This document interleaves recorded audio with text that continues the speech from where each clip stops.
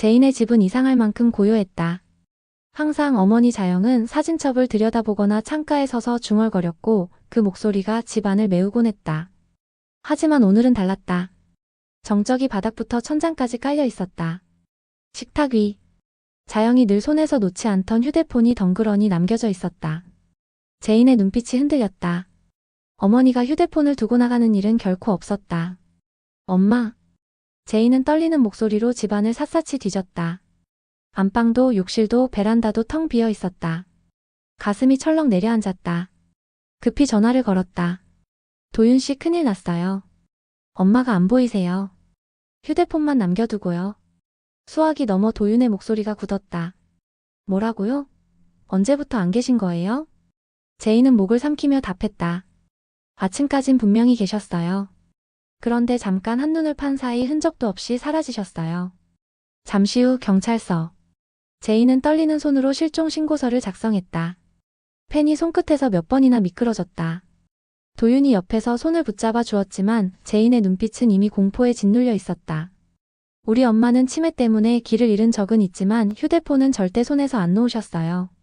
그런데 이번엔 그걸 두고 나가셨어요. 경찰관은 형식적인 어투로 말했다. 우선 주변 CCTV를 확인하겠습니다. 이동 경로가 잡히면 금방 단서를 찾을 수 있을 겁니다. 도윤은 단호하게 끼어들었다.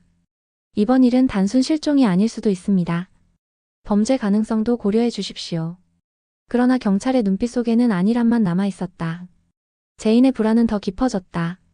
곰팡내가 진동하는 밀실. 자영은 차갑고 낡은 철제 의자에 묵혀 있었다. 눈은 천으로 가려져 세상은 깜깜했고 손목은 거친 밧줄에 쓸려 피가 배어 나왔다. 여기가 어디야 제발 집에 보내줘. 그때 구두굽 소리가 바닥을 찍으며 다가왔다. 익숙한 향수 냄새가 스며들었다. 반갑군요, 최자영 씨. 자영의 숨이 턱 막혔다. 누구야? 왜 이러는 거야? 차가운 목소리가 이어졌다. 나예요. 강세리. 세리는 자영 앞에 멈춰서며 미소를 지었다. 강 회장이 마지막 순간에 중얼거린 말 스위스 계좌 비밀번호. 당신 들었잖아요. 자영은 고개를 세차게 저었다. 아니야 난 몰라 아무것도 기억 안 나. 세리는 안대를 톡톡 두드리며 비웃었다. 치매라서 다 잊었다고? 웃기지 마요. 어떤 기억은 평생 지워지지 않는 법이죠. 특히 죽음 앞에서 흘린 말은. 자영은 울먹이며 애원했다. 제발 우리 제인이는 건드리지 마 딸만은. 세리의 미소가 서늘해졌다. 그 아이의 운명은 당신 입에 달렸습니다. 제인과 도윤은 경찰의 무책임한 태도에 절망하고 있었다. 그때 도윤의 어머니 윤희가 조심스럽게 입을 열었다. 며칠 전에 자영 언니께 팔찌를 하나 드렸어요. 그냥 사과의 의미였는데 사실 그 안에 GPS 기능이 있어요. 제인의 눈이 커졌다. 정말이에요? 그렇다면 엄마를 찾을 수 있어요. 윤희는 고개를 끄덕였다. 혹시라도 또 길을 잃으실까봐 몰래 넣어둔 기능이었는데 이렇게 쓰이게 될 줄은 몰랐네요. 경찰은 즉시 신호를 추적했다. 지도 위에 붉은 점 하나가 나타났다. 오래된 창고였다. 창고 안. 자영은 몸부림쳤지만 밧줄은 더 깊게 파고들 뿐이었다. 세리가 녹음기를 꺼내 버튼을 눌렀다. 엄마 제발 난 무서워 엄마가 말 안 하면 나 죽을지도 몰라. 기계음 섞인 제인의 목소리가 흘러나왔다. 자영의 눈물이 터졌다. 안 돼. 우리 제인이 건드리지 마. 세리는 낮게 웃으며 속삭였다. 숫자만 말하면 돼요. 내 딸은 그대로 살 거고 나도 원하는 걸 얻겠죠. 간단하지 않나요? 자영은 고개를 저었지만 가슴속 깊이 잠들어 있던 기억이 꿈틀거렸다. 강 회장이 마지막에 중얼거렸던 말. 제인의 이름, 생일, 마지막 자리. 세리는 자영의 얼굴이 하얗게 질리는 걸 놓치지 않았다. 봤어요. 지금 당신 표정. 결국 기억해냈군요. 자영은 흐느끼며 애원했다. 제발 제인만은. 세리는 귓가에 속삭였다. 걱정 마요. 난 그 애를 죽이지 않을 거예요. 오히려 앞으로 내가 손에 넣을 YL 그룹의 열쇠로 곁에 두고 싶거든. 그 순간 멀리서 사이렌 소리가 울렸다. 세리는 눈빛을 번뜩였다. 흥 벌써 들이닥쳤군. 하지만 이미 늦었어. 열쇠는 내 손에 있으니까. 사이렌 소리가 창고 근처 골목을 울리며 다가왔다. 경찰차들이 한 줄로 멈춰 서고 무장한 경찰들이 빠르게 포위망을 좁혀 들어갔다. 문이 잠겨 있습니다. 강제 개방 준비. 쇠문 앞에 선 경찰들이 장비를 꺼내는 동안 제이는 두 손을 모으고 절망적인 눈빛으로 속삭였다. 제발 엄마가 제발 살아있어야 해. 도윤은 그녀의 어깨를 붙잡으며 조용히 말했다. 제인 씨 조금만 더 버텨요. 곧 만날 수 있어요. 꽝. 첫 번째 충격에도 문은 꿈쩍하지 않았다. 한 번 더. 두 번째, 세 번째 타격 끝에 낡은 쇠문이 삐걱이며 열렸다. 곰팡내가 진동하는 어둠 속 희미한 빛이 새어나왔다. 경찰들이 조심스럽게 안으로 들어섰다. 제인도 참지 못하고 그 뒤를 따라 달려갔다. 안쪽 깊숙한 곳 철제 의자에 묶인 자영이 고개를 푹 떨군 채 앉아 있었다. 엄마. 제인의 목이 찢어질 듯한 외침이 창고 안을 울렸다.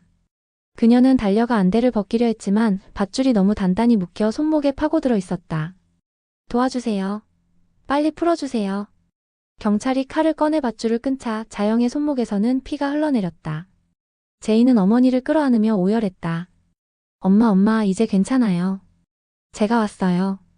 그 순간 자영의 눈이 희미하게 떨리며 열렸다. 제인아. 떨리는 목소리가 흘러나왔다. 미안하다, 난 결국 기억해버렸어. 제인의 눈물이 쏟아졌다. 무슨 말이에요? 뭘 기억했다는 거예요? 하지만 자영은 더 이상 말하지 못했다. 그녀의 눈동자는 흐려지고 입술은 떨림만 남았다. 제인은 절망 속에서 어머니를 끌어안은 채 울부짖었다. 그 순간 창고 한쪽 벽에 붙은 서류 가방 자국과 흩어진 종이 조각들이 눈에 들어왔다. 그건 세리가 서둘러 챙기다 흘린 흔적이었다. 제인은 이를 악물었다. 셀이 이미 여기 다녀갔어. 엄마를 괴롭히고 무언가를 가져간 거야. 경찰 무전기가 울렸다. 확인했습니다. 강셀이 공항으로 이동 중입니다.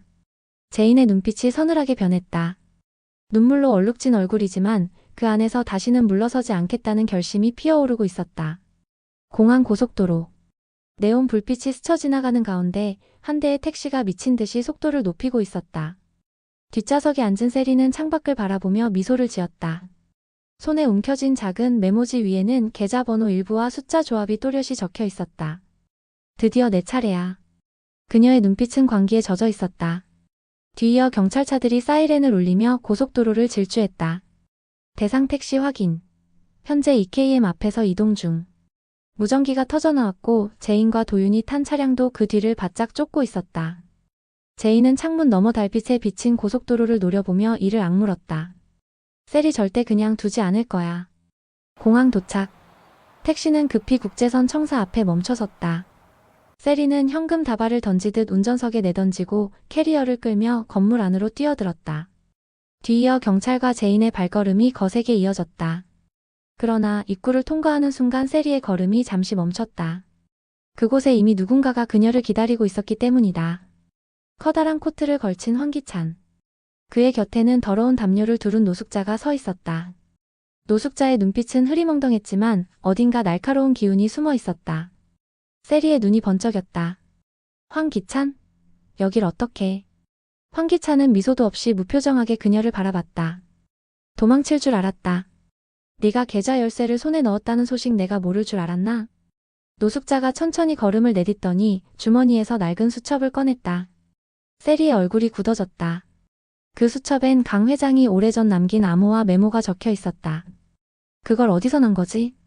세리의 목소리가 떨렸다. 황기찬은 비로소 입꼬리를 올리며 말했다. 넌 열쇠의 반쪽만 가졌어. 진짜 마지막 조각은 우리 엄마가 들고 있지. 그는 노숙자를 가리켰다. 순간 세리의 얼굴은 분노와 당혹감으로 일그러졌다. 말도 안 돼. 그럼 지금껏 내가 한 짓은. 그때 뒤에서 경찰의 고함 소리가 울렸다. 거기서 멈춰. 제인과 도윤이 헐떡이며 공항 로비로 뛰어들어왔다. 세리, 황기찬, 그리고 노숙자가 마주 선 채 공항 한복판에서 숨막히는 대치가 시작됐다. 로비 중앙에서 세리, 황기찬, 노숙자 그리고 뒤따라온 제인과 도윤, 경찰들이 한순간에 마주했다. 세리는 캐리어를 꽉 움켜쥐고 황기찬을 노려봤다. 비켜요. 이건 제 거예요. 내 인생을 되돌릴 유일한 기회라고요. 황기찬은 비웃듯 고개를 저었다. 네가 쥔 건 반쪽짜리 조각일 뿐이다. 진짜 마지막 열쇠는 저 사람 손에 있지. 그는 옆에 노숙자를 가리켰다. 노숙자는 낡은 수첩을 꺼내 흔들었다.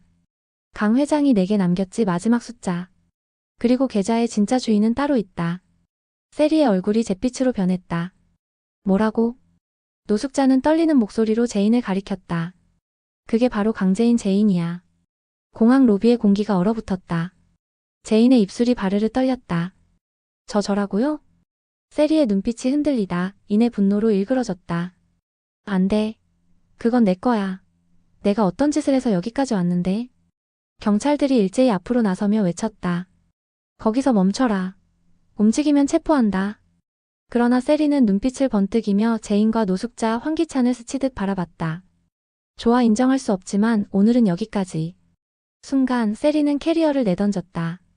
캐리어가 바닥에 부딪히며 서류와 옷가지가 흩어졌다. 경찰들이 반사적으로 쏟아진 짐을 붙잡는 사이 세리는 사람들 사이를 파고들어 달렸다. 잡아라. 경찰들이 뒤쫓았지만 그녀는 미리 준비해둔 티켓을 꺼내 곧장 다른 출국 게이트 쪽으로 몸을 숨겼다. 제인은 멍하니 그 모습을 바라보다가 황기찬의 목소리에 정신을 차렸다. 제인, 이제 네가 알아야 할 때가 됐다. 노숙자가 수첩을 내밀며 낮게 말했다. 네가 YL그룹의 진짜 상속자야. 그리고 세리는 내 친언니지. 제인의 눈이 크게 흔들렸다. 언니? 자영이 경찰의 부축을 받으며 힘겹게 걸어왔다. 그래, 그 아이가 네 언니야. 피로 이어진 자매하지만 이제 적이 되어버렸지. 제인의 다리가 휘청이며 주저앉았다. 언니가 내 적이라니. 그 순간 멀리서 아까 흩어진 캐리어 속 종이 한 장이 바람에 휘날려 제인의 발치에 떨어졌다.